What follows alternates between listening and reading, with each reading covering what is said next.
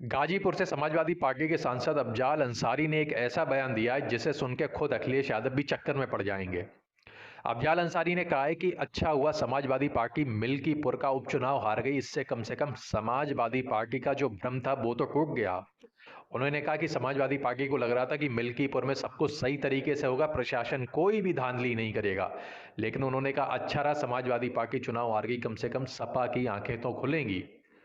आपको बता दें अफजाल अंसारी के इस बयान को अगर हर राजनीतिक दल के जो सुप्रीमो है, जो मुख्य नेता है, अगर वो उनके इस बयान को सीरियसली लेगा तो हो सकता है 2029 में इंडिया गठबंधन की सरकार सेंटर में बन जाए। अफजाल अंसारी के इस बयान के बहुत ज़्यादा मायने हैं। उन्होंने ये भी कहा कि अब लड़ाई लोकतंत्र और तानाशाही के बीच में है। इसके साथ अफजाल अंसारी कहते हैं कि अगर 2027 तक इस तानाशाही को ख़त्म नहीं किया गया तो लोकतंत्र पूरी तरीके से ख़त्म हो जाएगा। उन्होंने ये कहा कि इसके लिए समाजवादी पार्टी के हर एक कार्यकर्ता को अभी से ही ज़मीन पे उतर के खून पसीना एक करके लोगों के बीच में जा के अपनी नीतियां बतानी पड़ेगी और लोगों को जोड़ना पड़ेगा। उन्होंने कहा अगर समाजवादी पार्टी चाहती है कि 2027 में उत्तर प्रदेश में अखिलेश यादव मुख्यमंत्री बने तो अभी से ही समाजवादी पार्टी के हर एक कार्यकर्ता को जमीन पे उतर के कड़ी मेहनत करनी होगी और जिसके लिए उन्हें कुछ त्याग भी करने पड़ेंगे। आपको बता दें अफजाल अंसारी यहीं पे नहीं रुके। उन्होंने ये भी कह डाला कि अभी नहीं तो कभी नहीं। मतलब अफजाल अंसारी खुद अपने नेता अखिलेश यादव को ये संदेश देना चाह रहे हैं कि उन्हें जो भी कुछ करना है 27 के लिए वो अभी नहीं बल्कि आज से ही करना होगा। वो कहते हैं कि अगर अखिलेश यादव आज से ही जमीन पे नहीं उतरेंगे तो आने वाले समय में यानी 2027 में समाजवादी पार्टी को फिर से हार का सामना करना पड़ेगा और हो सकता है कि समाजवादी पार्टी का अस्तित्व ही खतरे में आ जाए।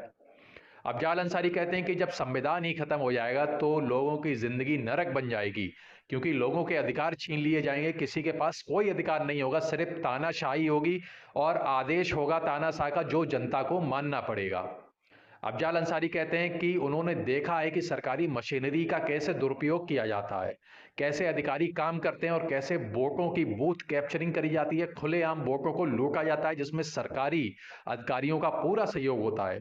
इसके बावजूद भी वो कहते हैं कि हम 2027 की लड़ाई जीत सकते हैं अगर हम सब ठान लें कि हम सबको एक होना है और 2027 में अखिलेश यादव को मुख्यमंत्री बनाना है। ऐसा अफजाल अंसारी कहते हैं। इसके साथ ही उन्होंने एक उदाहरण भी दिया। वो कहते हैं कि जैसे अर्जुन को मछली की आंख दिखाई पड़ती थी, वैसे ही सारे कार्यकर्ताओं को अब जमीन पे उतर के एक ही लक्ष्य दिखाई देना है कि 2027 में अखिलेश यादव को मुख्यमंत्री बनाना है। इसके लिए उन्हें चाहे कुछ भी करना पड़े, चाहे त्याग करना पड़े।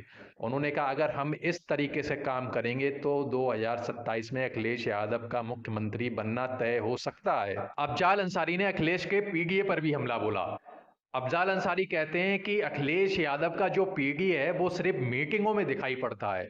उन्होंने कहा जब तक पीडीए जमीन पे नहीं दिखाई पड़ेगा तब तक अखिलेश यादव 27 में मुख्यमंत्री बनने का जो ख्याल है वो मन से भी निकाल लें। उन्होंने कहा अगर पीडीए को लोगों तक पहुंचाना है इसके लिए समाजवादी पार्टी के हर एक कार्यकर्ता को जमीन पे उतरना पड़ेगा, त्याग करना पड़ेगा, समर्पण करना पड़ेगा। लोगों को घर घर जाके पीडीए की रणनीति बताना पड़ेगा और पीडीए के बारे में लोगों के दिमाग में फिट करना पड़ेगा। तब जाके 27 में कहीं परिवर्तन का जो चांस है वो बढ़ सकता है। अफजाल अंसारी ने अखिलेश यादव के लिए बहुत बड़े बड़े संदेश दिए हैं, लेकिन अब फर्क पड़ता है कि क्या जो विपक्ष की जितनी भी पार्टियां उनके मुख्य जो राजनीति के नेता हैं, क्या वो अफजाल अंसारी के इस बयान को सीरियस लेंगे या नहीं लेंगे। अफजाल अंसारी के बयान को मेरे हिसाब से सीरियस लेना चाहिए, बल्कि हर एक उस नेता को, चाहे वो तेजस्वी यादव हो, ममता बनर्जी हो और अखिलेश यादव हो, क्योंकि आने वाले दिनों में इन्हीं राज्यों में चुनाव होने वाले हैं। 2027 में उत्तर प्रदेश में चुनाव होगा, इसी साल 2025 में बिहार विधानसभा चुनाव होगा, अगली साल वेस्ट बंगाल में ममता बनर्जी का चुनाव होने वाला है।